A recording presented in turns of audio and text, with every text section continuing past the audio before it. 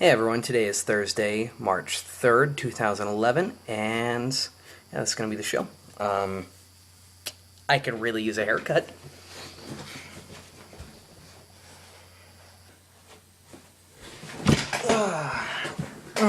That's better. That's much better. Okay, today I'm going to tell you guys about everything that mattered to me. As I try to focus the camera. Okay, that's better. Today, there was a couple of things that really mattered to me. First off, iPad 2 was officially announced yesterday, technically Wednesday, March 2nd. It will become available March 11th for shipment, and I don't know if you ask me, it's kind of a big waste. Same old iPad. They made it a little bit thinner, a little lighter.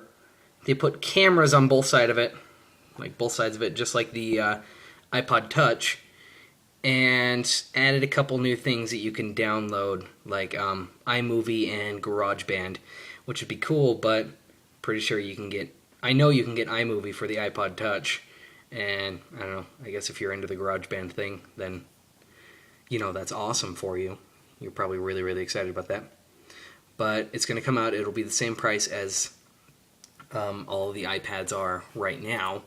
I can't bring myself to drop $500-600 for a oversized iPod Touch. You know, the iPod Touch is expensive enough as it is without just making it giant. I don't know, I guess if you're into that. In other news, though, this is actually really, really crazy. Because I guess in Tacoma, Washington, I've had some really big issues with a bunch of sixth graders. They discovered that a bunch of sixth graders had set up a after-school fight club that they would, they'd all get together and they'd fight for fun.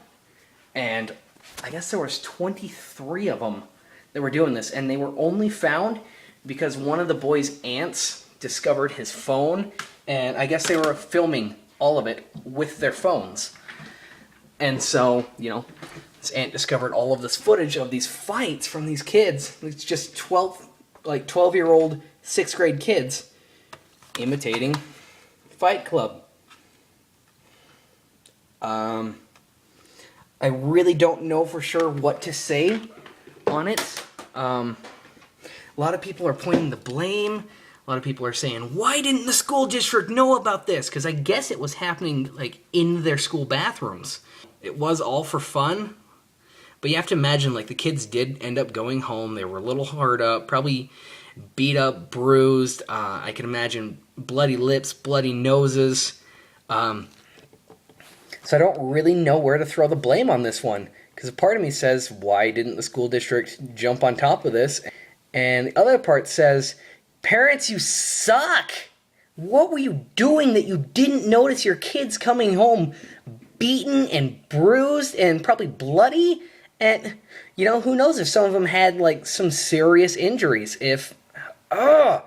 Parents, why are you failing so much at life?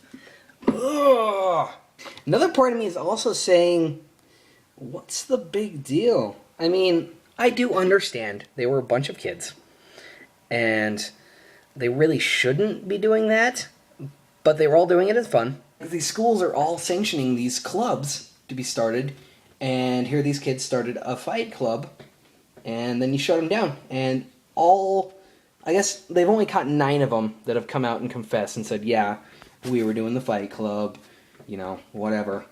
And all 9 of them have been expelled for it. And I don't know, maybe throw some safety precautions in there. Let them do it after school. And just have, like, teacher or, I don't know, parents be okay with it. Maybe just set it up so somebody comes and hangs out and makes sure nobody really gets hurt too bad. I don't know. Let me know what you think. And the last thing I wanted to talk to you guys, this one, it's a really angry news day, is Egyptian-American college student. He was born in America.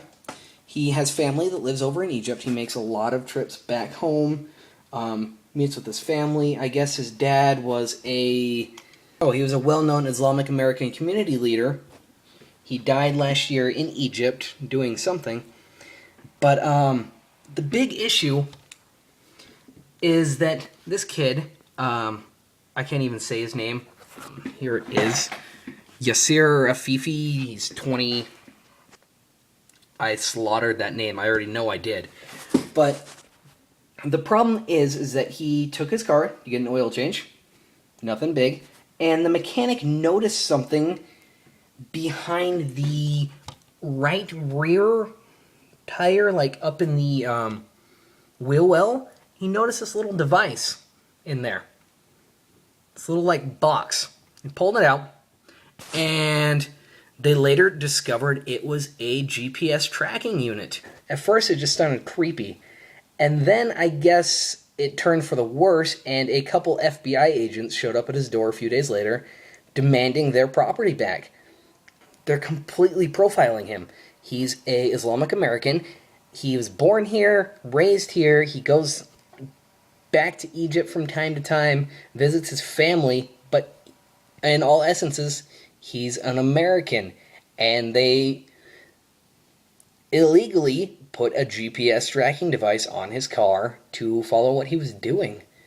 And, you know, they didn't even have a warrant. If they'd had a warrant for it, it would have been legal. It wouldn't have been an issue. But it's the fact that they didn't have a warrant for it. They just did it to protect the greater good, a.k.a. do whatever they want, because it's the FBI, and who's going to get after, you know, how does the FBI get in trouble? Seriously, who's going to say what to them?